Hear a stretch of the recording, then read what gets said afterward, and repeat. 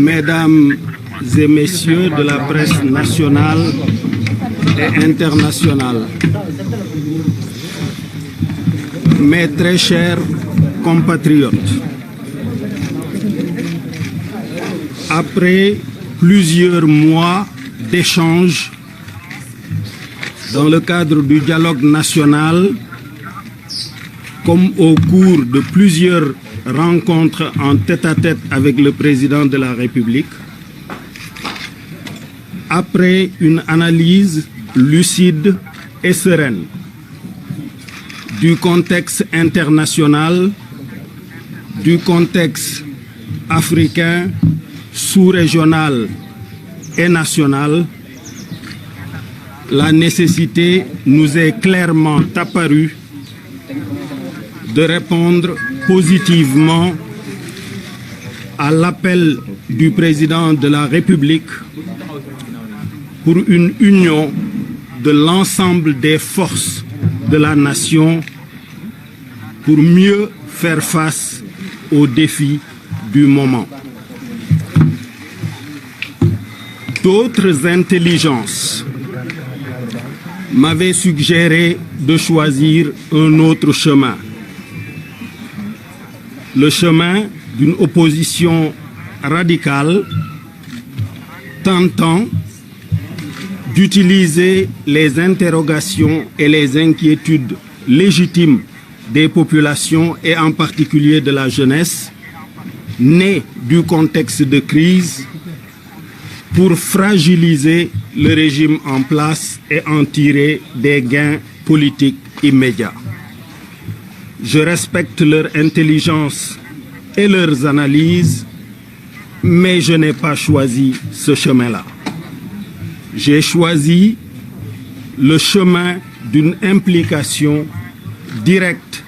et personnelle pour participer aux efforts qui nous incombent à tous pour redresser la situation de notre pays. Au plan international, ce n'est un mystère pour personne que les plus grandes économies, nos plus grands partenaires, ont souffert et souffrent encore du Covid-19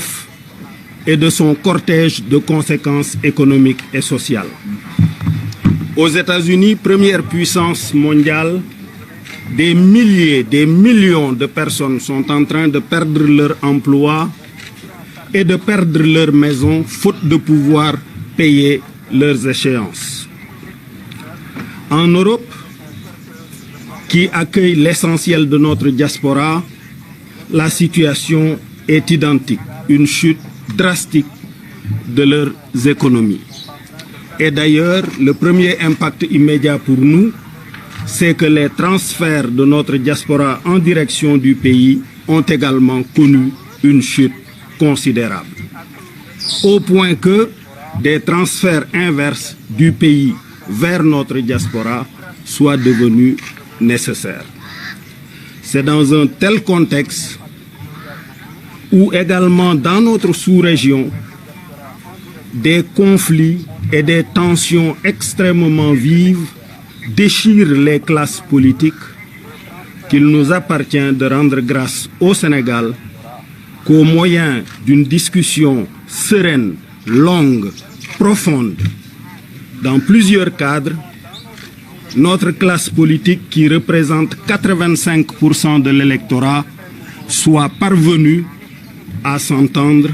pour mieux prendre en charge les défis du pays. Mais qu'on ne s'y trompe pas. La classe politique seule n'y suffira pas. La situation exige que toutes les filles et tous les fils du pays soient mobilisés et tendus vers le même but. Redresser notre économie, rééquilibrer notre société, consolider la paix civile et la stabilité de notre pays, qui est, qu'on le dise ou non, l'un des rares îlots de stabilité dans notre sous-région.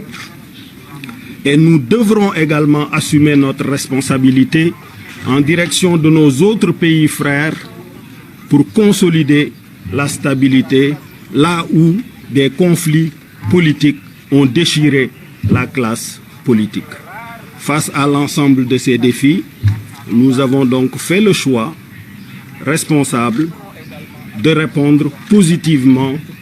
à l'appel du président de la République d'unir l'ensemble des forces du pays. Je rends grâce à Dieu de nous avoir permis de faire ça, ce n'était pas facile. Je remercie l'ensemble des autorités religieuses de notre pays pour leurs prières et pour leur prescription en notre direction de toujours œuvrer pour d'abord consolider la paix et la stabilité du pays, de manière à rendre possible toutes les autres activités, qu'elles soient cultuelles, culturelles, économiques et sociales. Je vous remercie. jërëjëf kon asalaamualeykum mbokku Sénégal ginnaaw bu ñu leen nuyoo yéen ñëpp sant yàlla julli ci yonent bi alayhi salaatu wasalaam ñoo ngi leen di gërëm yéen mbokku taskatu xibaar yi ci teewaay bii ngeen teew fii pour taataan suñuy kàddu jëm ci askan wi mbokku Sénégal yi nekk ci biir réew mi ak yi nekk ci diaspora ginnaaw waxtaan wu yàgg te yaatu tollu ci lu war a mat fukki weer ak juróom daanaka bi ñu génnee ci élection présidentielle yi yéen a ngi fàttaliku ne fii ci sama kër la ñeenti candidat opposition yi daje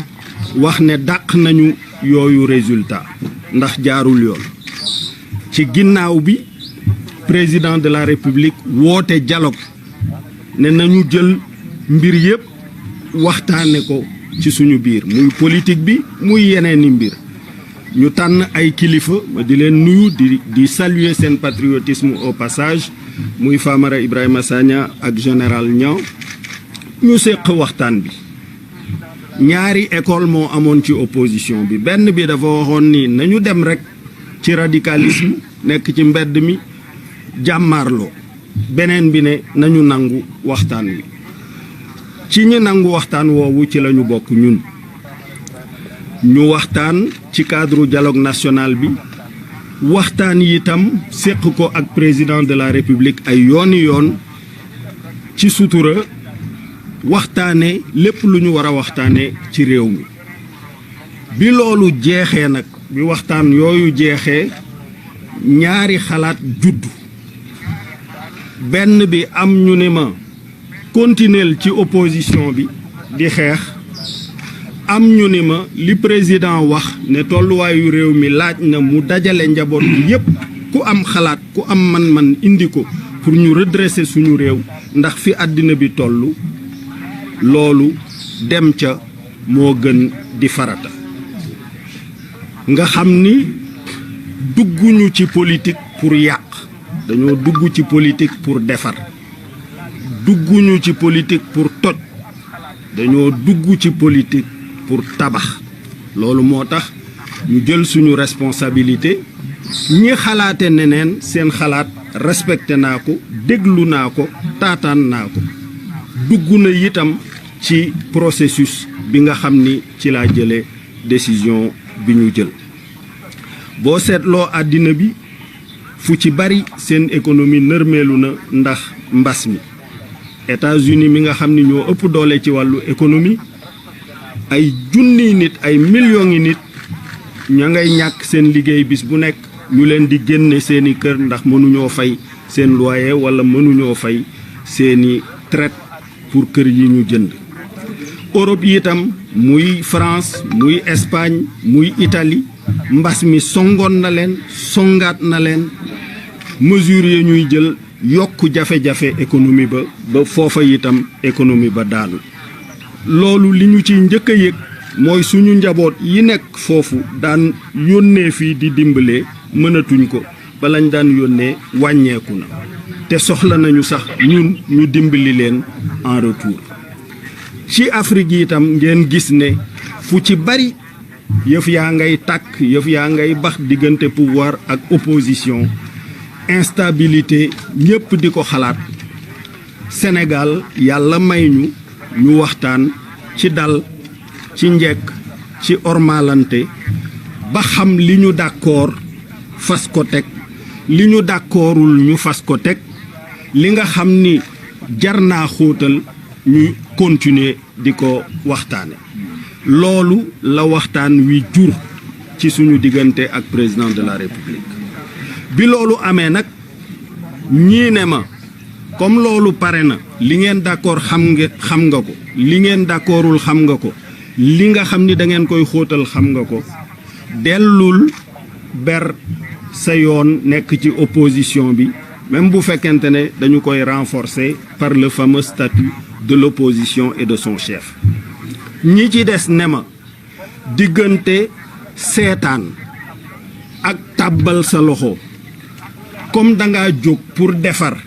bu dee sax tuuti lu toll ni tarfatal ay ni ngay contribuer pour mu gën a jag jaadu na ci fii réew mi toll nga tàbbal sa loxo xalaat boobu nag moom laa jëfe moo jur lii ngeen dégg di ñaan suñu boroom mu jàppale Sénégal pour que li ñu ciy séentu ci redressement li ñu ciy séentu ci ndam suñu boroom defal ñu ko ñu bàyyi xel rekk ne vraiment Sénégal ñépp ci war a dugal seen loxo ñuy sant bu baax di gërëm suñu kilifa diine yi ci seeni ñaan ak seeni soññ jëme ci ñun jamono bu nekk pour ñu dox luy dalal Sénégal di gën a yaatal jàmm ji ndax ci kaw jàmm ak ci kaw dal ci la leneen looy def muy jaamu yàlla muy liggéey mën a am te réew yi amul jàmm daluñu ñu dugal suñu loxo ci waxtaan ak ñoom ci jàppale leen ndax sous-région bi ñun ñoo ko bokk dafa am benn proverbe burkinabé bu ne bu sa sikkimu ki nga dendal dee lakk tooyalal sa bos bala moo lakk moom it bala moo jàpp donc vraiment contexte boobu moo waral lii nga xam ne lii moom la ñu décidé ci Sénégal di ñaan nag ñëpp jàpp ci classe politique bi rek yeneen citoyens yëpp buñ bankee seen loxo di leen seetaan pour ne nañu génn réew mi ci situation bi du sotti ñëpp ci war a dugal seen loxo classe politique bi am na responsabilité génne ay xalaat wane yoon wane direction ne lii kat bu ñu ko defee fii économie bi toll ñu naan croissance bi moins 0,7% la mais bu nawet bi baaxee xëy na mu doon 1% wala 2% te demoon nañu bay seen 7% te lii saafara problème yi dëgg mooy croissance à 2 chiffres romb 10% loolu dafa laaj képp ku nekk dugal ci sa loxo sacrifice yi nag c'est vrai metti na yëg naa ko yëg naa jàmbat yi yëg naa militant yi kontaanul yëg naa yenn responsable yi ma doon wax bu ko def wante dama leen di laaj xale soldat bi nga xam ni 20 ans la am président de la république sañ koo yóbbu ci xare mu fay dem te xam ni mën na faa ñàkk bakkanam li ko tax a def mooy devoir au service de son pays policier bi ñu yebal mu am 20 ans takkagul jabar wala mu ngi soog a takk jabar dugg ci buntu àddina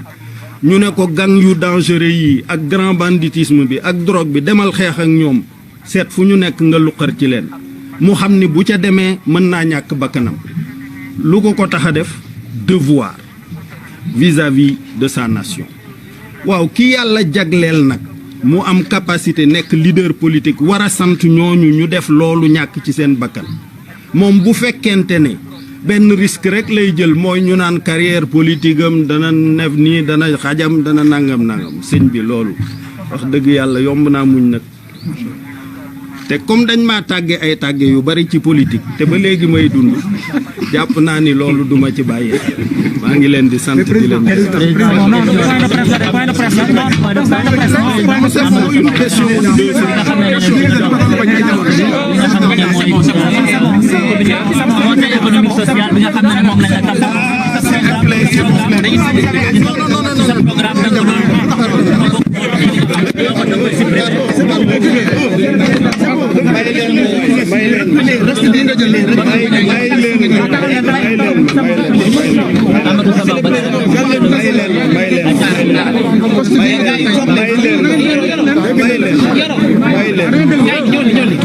may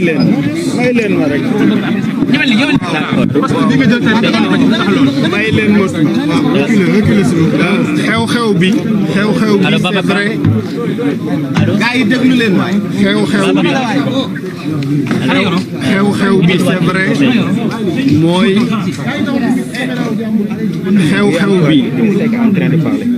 xew-xew bi c'est vrai mooy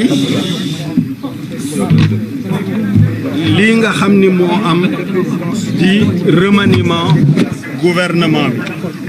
loolu mooy xew-xew bi mais nag dafa am lenn lu ñëw dal ci suñu kaw dal ci kaw Sénégal muy génn àdduna professeur Iba Der Thiam comme nag am nañu opportunité mën a jaale askan wi yëpp jaale njabootam jaale ay jegeñaaleem jaale ñi mu àndaloon ci wàllu politique ak ñi mu doon liggéeyandool ci université bi jaale waa Sénégal yëpp loolu vraiment di ko ñaanal yàlla mu dajale ko ak njëgalam ak yërmandeem xare ko aljanna yi gën a kawe di leen sant vraiment di leen gërëm jërëjëf.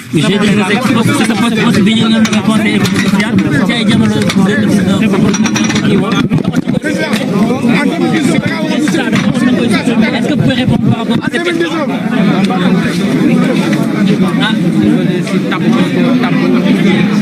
Voilà loolu moo doon conférence de presse Idrissa Seck wala